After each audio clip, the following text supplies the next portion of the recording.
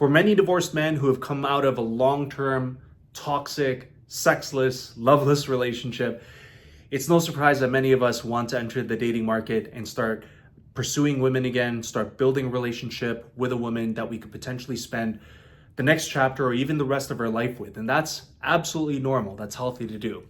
But I'm here to tell you that there's a more important relationship that you must pursue after your divorce. And that is the relationship with your ex-wife. And I know what some of you are thinking. It might even seem impossible right now to think that you could have a really amicable relationship with your ex. And for those of you going through some tough times, my prayers and thoughts are with you. But it is absolutely possible. And I never would have dreamed 5 years ago that I would be in the place where I am right now with my ex, where not only do we openly communicate to each other about our kids and our family, but I absolutely trust her with having full access to my condo and my complex for anything that our kids needs. That's not something that I would have ever thought would have been possible 5 years ago. And so the whole point of this is that at the end of the day, if you have an awesome relationship with your ex, it's going to prevent your kids from being scarred for life from this life-changing event that made them see both of their parents separate their lives and go their own separate directions, and have it affect not just their relationships down the road in adulthood, but also the perception of the opposite sex and their roles in a relationship later on when they start looking for a life partner. These are generational curses that you want to prevent creating if you can't make peace with your ex. So what I'm here to share with you are 3 different areas that you need to focus on that will give you the highest possibility of having the best relationship with your ex that you can ever have. So the first area that you want to focus on is you need to first establish healthy boundaries with your ex. And what do I mean by healthy boundaries? Well, let's face it, now that both of you are divorced and living your own separate lives, your life is your own business and nobody else's. So what I had to do at the very beginning was not just unfriend her from social media like Facebook and Instagram, but I completely blocked her and blocked all of her friends on those platforms. And I did that for 2 main reasons. Number 1, my own mental health. I didn't need to see her moving on or her friends moving on without me. These are people that I knew for over 10 years. I even knew their kids. I needed to block that out of my life and out of my sight so that way I wouldn't feel depressed and sad and just feeling like I'm missing out on something when in reality, I have this wonderful life ahead of me that I have to build and focus on. So I needed to first establish boundaries through social media so that way she didn't have any more access in my life. Number 2, I also made sure that whenever I interacted with her, especially over text or over phone calls or in person, every conversation was solely focused on our kids' needs. So whether it's something they needed for school, something they needed for an extracurricular activity, if we had to negotiate costing for certain things, if we had to buy something last minute for our kids, that's all we focused our communications around. And for the first few years, it seemed kind of cold, but it was absolutely necessary because over time, we both learned to respect each other's lives and our own boundaries.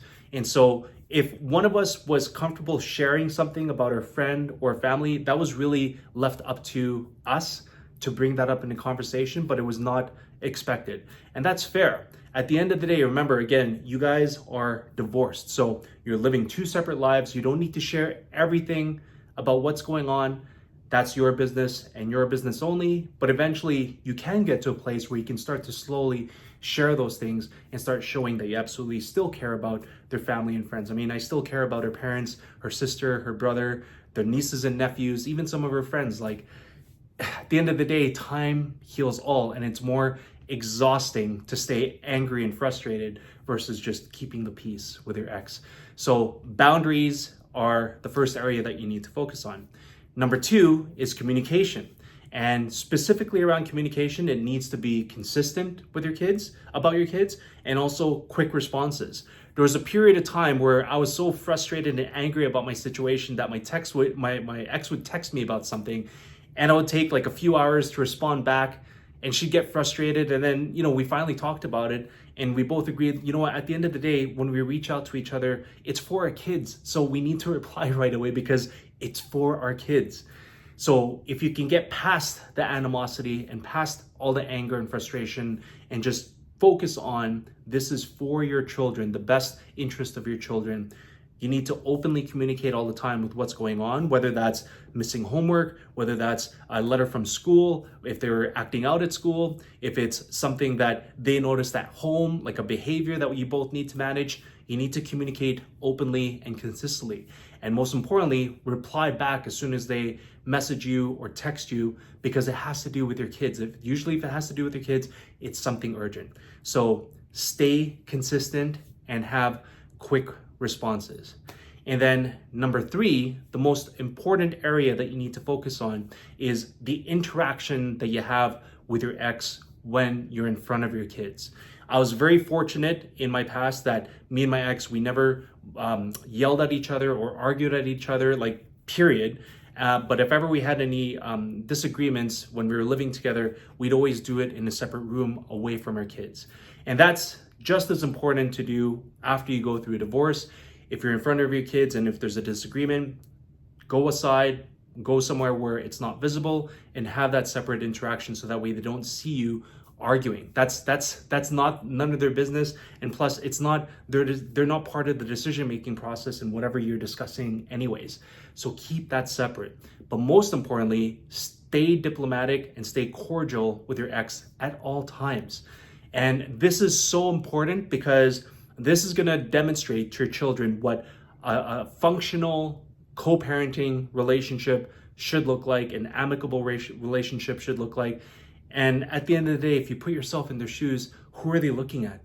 They're looking at their mom and dad. Do you think they want to see their mom and dad being argumentative, being angry, yelling at each other? No, that's the last thing that they want to see. So even though you are divorced, you have the opportunity to show them what a good example of a functional working relationship looks like. And that's something that we follow through with, especially with my brother. She went to Calgary to go visit her boyfriend there with her kids, but she was also able to see my brother, and he follows the same suit, so my kids are happy. Same thing when I see her parents, I give them a hug, I say, how's it going? We're family, but we're not family, if that makes sense. I'm not trying to build a relationship where I'm part of their life full time again. No, but at the end of the day, her parents are still my kids' grandparents. Her sister and brother are still the aunts and uncles of my kids. The nieces and nephews are the cousins of my kids. And the friends that we knew 10 years were kids that they all grew up with. So have the peace and there's so much better off for it. I could totally see it in my kids when they see me and their mom interacting, laughing, joking with each other, and just openly communicating like normal human beings. It translates to how they conduct themselves with their friends, their cousins, and even their other family members. So most important area of all is to focus on creating a safe and amicable environment for your kids by interacting respectfully and cordially with your ex when you're in front of them. If you focus on those 3 areas, setting proper healthy boundaries, having good consistent communication, responsive communication, and being openly diplomatic and cordial with your ex in front of your kids, this will give you the highest possible chance of giving them an example of what a great relationship will look like, and most importantly, reducing the risk of creating a generational curse that will affect them in adulthood and later on in life when they do have to find a life partner and they do need to start building a relationship that they could potentially marry and start a family with. So I hope this message finds you at the right time. If you have any other feedback or questions, I'd love to hear how you've also built your relationship with your ex in the comments below. But thanks again for watching my video, guys, and have an awesome day. I'll see you guys in my next one. Peace out.